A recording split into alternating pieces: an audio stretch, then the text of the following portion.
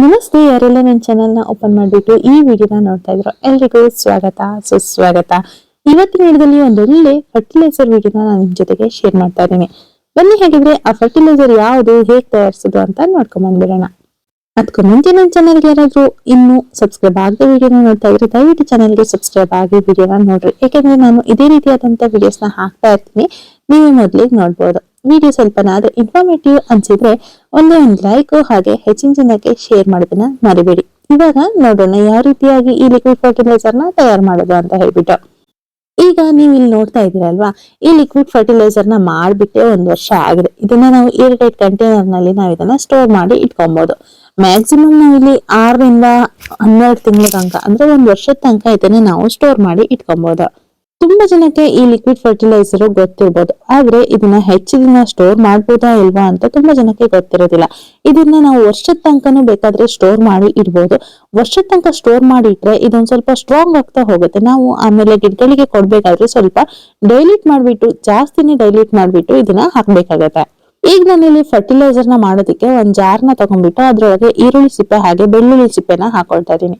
ನೀವು ಬರೀ ಈರುಳ್ಳಿ ಸಿಪ್ಪೆಯಿಂದ ಬೇಕಾದ್ರೂ ಮಾಡ್ಬೋದು, ಇಲ್ಲ ಬರೀ ಬೆಳ್ಳುಳ್ಳಿ ಸಿಪ್ಪೆಯಿಂದ ಮಾಡ್ತೀವಿ ಅಂದ್ರೆ ಬರೀ ಬೆಳ್ಳುಳ್ಳಿ ಸಿಪ್ಪೆಯಿಂದ ಕೂಡ ಮಾಡ್ಬೋದು. ನಾನು ಇಲ್ಲಿ ಎರಡನ್ನು ಕೂಡ ಮಿಕ್ಸ್ ಮಾಡ್ಬಿಟ್ಟು ಮಾಡ್ತಾ ಇದ್ದೀನಿ. ಇದಕ್ಕೆ ಕ್ವಾಂಟಿಟಿ ನೀರು ಹೇಗೆಲ್ಲ ಬೇಕು ಅಂತ ನೀವು ನಿಮ್ಮ ಹತ್ರ ಇರುವಂತ ಈರುಳ್ಳಿ ಸಿಪ್ಪೆ ಮೇಲೆ ಡಿಪೆಂಡ್ ಆಗುತ್ತೆ. ನೀವು 2 ಈರುಳ್ಳಿ ಸಿಪ್ಪೆನ ತಗೊಂಡಿದ್ದೀರಾ ಅಂತ ಆದ್ರೆ ನೀವು 1 ಗ್ಲಾಸ್ ನೀರ್ ಹಾಕಿದ್ರೆ ಸಾಕಾಗುತ್ತೆ. ನಾನಿಲ್ಲಿ ತುಂಬಾನೇ ಈರುಳ್ಳಿ ಸಿಪ್ಪೆನ ಒಟ್ಟು ಮಾಡಿರೋದ್ರಿಂದ 5 ಲೀಟರ್ ಕ್ಯಾನ್ ನಲ್ಲಿ ಇದನ್ನ ಹಾಕೊಂಡು ತುಂಬಿಸಿಕೊಂಡಿದ್ದೀನಿ. ನಾನು ಹಳೇದಾಗಿರುವಂತ ಲಿಕ್ವಿಡ್ ಫರ್ಟಿಲೈಸರ್ ಇತ್ತಲ್ಲ, ಅದ್ರ ಜೊತೆಗೆ ಇವಾಗ ಹೊಸದಾಗಿ ಮತ್ತೆ ಈರುಳ್ಳಿ ಸಿಪ್ಪೆನ ಹಾಕೊಂಡಿದ್ದೀನಿ. ನಿಮಗೆ ಈ ತರ ಬೇಡ ಅಂತಾದ್ರೆ ನೀವು 3 ದಿನಕ್ಕೆ ಕೂಡ ಇದನ್ನ ಬಳಸ್ಕೊಬಹುದು, ಇಲ್ಲ ನಾವು ಲಿಕ್ವಿಡ್ ಫರ್ಟಿಲೈಸರ್ ನ ಮಾಡಿದ ಮಾರನೇ ದಿನ ಕೂಡ ಇದನ್ನ ಬಳಸ್ಕೊಬಹುದು. ನಾನು ಇದೊಂದ್ ಸ್ವಲ್ಪ ಸ್ಟ್ರಾಂಗ್ ಆಗ್ಲಿ ಅಂತ ಹೇಳ್ಬಿಟ್ಟು ಸ್ವಲ್ಪ ದಿನ ಜಾಸ್ತಿನೇ ಬಿಟ್ಬಿಟ್ಟಿರ್ತೀನಿ. ಆದ್ರೆ ಇದನ್ನ ನೆರಳಲ್ಲಿ ಇಡ್ಬೇಕಾಗತ್ತೆ. ನಾವು ಬಿಸಿಲು ತಾಗದೇ ಇರುವಂತಹ ಜಾಗದಲ್ಲಿ ಇದನ್ನ ಏರ್ ಟೈಟ್ ಕಂಟೈನರ್ ನಲ್ಲಿ ಗಪ್ಪಾಗಿ, ಅಂದ್ರೆ ಟೈಟ್ ಮುಚ್ಚಳನ ಹಾಕ್ಬಿಟ್ಟು ಇದನ್ನ ಮುಚ್ಚಿಡ್ಬೇಕಾಗತ್ತೆ. ಇವಾಗ ನೋಡ್ತಾ ಇರ್ಬೋದು ನೀವು, ನೀರೆಲ್ಲ ಯಾವ ರೀತಿ ಕಲರಿಗೆ ಬಂದಿದೆ ಅಂತ ಹೇಳ್ಬಿಟ್ಟು ನೋಡ್ಬೋದು. ಈರುಳ್ಳಿ ಸಿಪ್ಪೆ ಎಲ್ಲ ಫುಲ್ ಮೆಲ್ಟ್ ಆಗಿ ಹೋಗ್ಬಿಟ್ಟಿದೆ. ಫರ್ಟಿಲೈಸರ್ ಈ ರೀತಿ ಸ್ಟ್ರಾಂಗ್ ಆಗಿದ್ದಾಗ ನಾವು ಸ್ವಲ್ಪ ನೀರನ್ನ ಜಾಸ್ತಿ ಸೇರಿಸ್ಕೊಬೇಕಾಗತ್ತೆ. ನಾವು ಇವಾಗ ಸಾಮಾನ್ಯವಾಗಿ ಮಾಡಿದ ಮಾರನೇ ದಿನ ಲಿಕ್ವಿಡ್ ಫರ್ಟಿಲೈಸರ್ ತಯಾರಾದ ಮಾರನೇ ದಿನ ಬಳಸ್ತೀವಿ ಅಂತ ಆದ್ರೆ 1 ಲೀಟರ್ ನೀರಿಗೆ 1 ಲೀಟರ್ ಈ ಲಿಕ್ವಿಡ್ ಫರ್ಟಿಲೈಸರ್ ನ ಮಿಕ್ಸ್ ಮಾಡಿ ಹಾಕಿದ್ರೆ ಸಾಕಾಗುತ್ತೆ. ಇವಾಗ ಲಿಕ್ವಿಡ್ ಫರ್ಟಿಲೈಸರ್ ಸ್ವಲ್ಪ ಸ್ಟ್ರಾಂಗ್ ಆಗಿರೋದ್ರಿಂದ ನಾನು 1 ಲೀಟರ್ ನೀರಿಗೆ 4 ಲೀಟರ್ ಆಗುವಷ್ಟು ಲಿಕ್ವಿಡ್ ಫರ್ಟಿಲೈಸರ್ ನ ಸೇರಿಸ್ಕೊಳ್ತೀನಿ. ಲಿಕ್ವಿಡ್ ಫರ್ಟಿಲೈಸರ್ ಅನ್ನೋದು ಸ್ಟ್ರಾಂಗ್ ಆಗಿ ಇದ್ದಷ್ಟು ನಮ್ ಗಿಡಗಳಿಗೆ ಒಳ್ಳೇದಾಗುತ್ತೆ. ನಾನು ಯಾವಾಗ್ಲೂ ಲಿಕ್ವಿಡ್ ಫರ್ಟಿಲೈಸರ್ ನ ಇಷ್ಟು ಸ್ಟ್ರಾಂಗ್ ಆಗಿ ಮಾಡಿಟ್ಕೊಳ್ತೀನಿ. ಸ್ಟ್ರಾಂಗ್ ಆಗಿ ಮಾಡ್ಕೊಂಡು ಆಮೇಲೆ ಡೈಲ್ಯೂಟ್ ಮಾಡ್ಕೊಂಡ್ಬಿಟ್ಟು ಇದನ್ನೆಲ್ಲ ಗಿಡಗಳಿಗೆ ಹಾಕ್ತಾ ಬರ್ತೀನಿ. ಇದನ್ನ ಎಲ್ಲಾ ರೀತಿ ಹೂ ಬಿಡುವಂತಹ ಗಿಡಗಳಿಗೆ ಒಂದು 15 ದಿನಕ್ಕೊಂದ್ಸಲ ಆದ್ರೂ ರಿಪೀಟ್ ಮಾಡ್ತಾ ಇರಿ. ತುಂಬಾ ಚೆನ್ನಾಗಿರುವಂತ ರಿಸಲ್ಟ್ ನಮಗೆ ಸಿಗತ್ತೆ. ನೀರುಳ್ಳಿ ಸಿಪ್ಪಿನಲ್ಲಿ ಗಿಡಕ್ಕೆ ಬೇಕಾಗಿರುವಂತಹ ಒಳ್ಳೊಳ್ಳೆ ಪೋಷಕಾಂಶಗಳಿದೆ. ಅಂದ್ರೆ ಪೊಟ್ಯಾಷಿಯಂ ಆಗ್ಲಿ, ರಂಜಕ ಆಗ್ಲಿ, ಸಾರಜನಕ ಆಗ್ಲಿ, ಇದು 3 ಈರುಳ್ಳಿ ಸಿಪ್ಪಿನಲ್ಲಿ ಇರೋದ್ರಿಂದ ಗಿಡಗಳಿಗೆ ತುಂಬಾನೇ ಒಳ್ಳೇದು. ಇದರಿಂದ ಗಿಡಗಳಲ್ಲಿ ಹೆಚ್ಚಾಗಿ ಚಿಗುರುಗಳು ಬರುತ್ತೆ, ತುಂಬಾ ಬಲಿಷ್ಠವಾದ ಕಾಂಡಗಳು ಬೆಳೀತಾ ಹೋಗುತ್ತೆ, ಹಾಗೆ ಬೇರ್ಗಳು ಕೂಡ ತುಂಬಾನೇ ಚೆನ್ನಾಗಿ ಬೆಳೆಯುತ್ತೆ.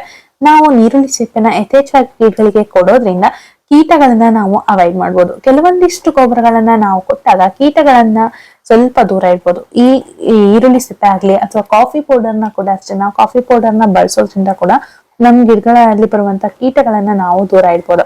ಕೀಟಗಳನ್ನೆಲ್ಲ ದೂರ ಇಡ್ಬೇಕು ಅಂದ್ರೆ ಆದಷ್ಟು ಇದನ್ನ ಲಿಕ್ವಿಡ್ ಮಾಡ್ಕೊಂಡು ಸ್ಪ್ರೇ ಮಾಡೋದು ಒಳ್ಳೇದು. ಈ ಸ್ಪ್ರೇ ಮಾಡೋದ್ರಿಂದ ಕೂಡ ಗಿಡಗಳಲ್ಲಿ ಕೀಟಗಳ ಕಾಟನ್ನ ನಾವು ತಡಿಬಹುದು.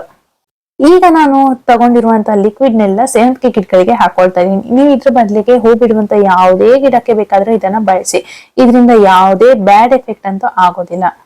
ತುಂಬಾನೇ ಒಳ್ಳೇದೇ ಆಗತ್ತೆ, ಗಿಡಗಳಿಗೆ ತುಂಬಾನೇ ಚೆನ್ನಾಗಿ ಬೆಳ್ಕೊಳ್ತಾ ಹೋಗುತ್ತೆ. ಮ್ಯಾಕ್ಸಿಮಮ್ ಇದನ್ನ 15 ದಿನಕ್ಕೊಂದ್ಸಲನಾದ್ರೂ ಬಳಸೋದು ತುಂಬಾನೇ ಒಳ್ಳೇದು. ಜೊತೆಗೆ ಇದೊಂದೇ ಗೊಬ್ಬರ ಅಂತಲ್ಲ, ನೀವು 15 ದಿನಕ್ಕೂ ಬೇರೆ ಬೇರೆ ಆದಂತಹ ಗೊಬ್ಬರಗಳನ್ನ ಬಳಸ್ಬೋದು. ನಾನು ನನ್ನ ವಿಡಿಯೋಗಳಲ್ಲೆಲ್ಲ 15 ದಿನಕ್ಕೊಂದ್ಸಲ ಹಾಕುವಂತಹ ಗೊಬ್ಬರಗಳು ಯಾವೆಲ್ಲ ಇದೆ ಕೆಲವೊಂದಿಷ್ಟನ್ನ ನಾನು ನಿಮ್ ಜೊತೆಗೆ ಶೇರ್ ಮಾಡಿದೀನಿ. ಯಾರಾದ್ರೂ ನೋಡಿಲ್ಲ ಅಂದ್ರೆ ಒಂದ್ಸಲ ಚಾನೆಲ್ ನಲ್ಲಿ ಹೋಗ್ಬಿಟ್ಟು ಚೆಕ್ ಮಾಡ್ರಿ. ನಾನು ಪ್ರತಿ ಸಲ ಹೇಳಿದಾಗೆ ಈಗ್ಲೂ ಹೇಳ್ತೀನಿ, ಏನಪ್ಪಾ ಅದು ಅಂದ್ರೆ ನಾವು ಆದಷ್ಟು ಆರ್ಗ್ಯಾನಿಕ್ ಆಗಿರುವಂತ ಗೊಬ್ಬರನ ಬಳಸೋದು ತುಂಬಾ ಒಳ್ಳೇದು ನಮ್ ಗಿಡಗಳಿಗೆ. ಯಾಕೆಂದ್ರೆ ಗಿಡದ ಲೈಫ್ ಟೈಮ್ ತುಂಬಾನೇ ಜಾಸ್ತಿ ಆಗತ್ತೆ. ನಾವು ಕೆಮಿಕಲ್ ನ ಬಳಸೋದ್ರಿಂದ ನಮ್ ಗಿಡಗಳು ತುಂಬಾನೇ ಕಮ್ಮಿ ಲೈಫ್ ನ ಹೊಂದಿರುತ್ತೆ, ಅಂದ್ರೆ ಬೇಗ ಸತ್ತೋಗೋ ಚಾನ್ಸಸ್ ಕೂಡ ಇರುತ್ತೆ. ಅದಕ್ಕೋಸ್ಕರ ನಾವು ಆದಷ್ಟು ಆರ್ಗ್ಯಾನಿಕ್ ಅನ್ನ ಬಳಸಬೇಕು. ನೋಡಿದ್ರಲ್ಲ, ಇವತ್ತಿನ ವಿಡಿಯೋ ನಿಮ್ಮೆಲ್ಲರಿಗೂ ಇಷ್ಟ ಆಗಿದೆ ಅಂತ ಅನ್ಕೊಳ್ತಾ ಇವತ್ತಿನ ವಿಡಿಯೋ ನಾನು ಇಲ್ಲಿಗೆ ಮುಗಿಸ್ತಾ ಇದ್ದೀನಿ. ಮತ್ತೆ ಯಾವ್ದಾದ್ರು ಹೊಸ ವಿಡಿಯೋದಲ್ಲಿ ಸಿಗ್ತೀನಿ. ಅಲ್ಲಿವರೆಗೂ love you all. Bye bye.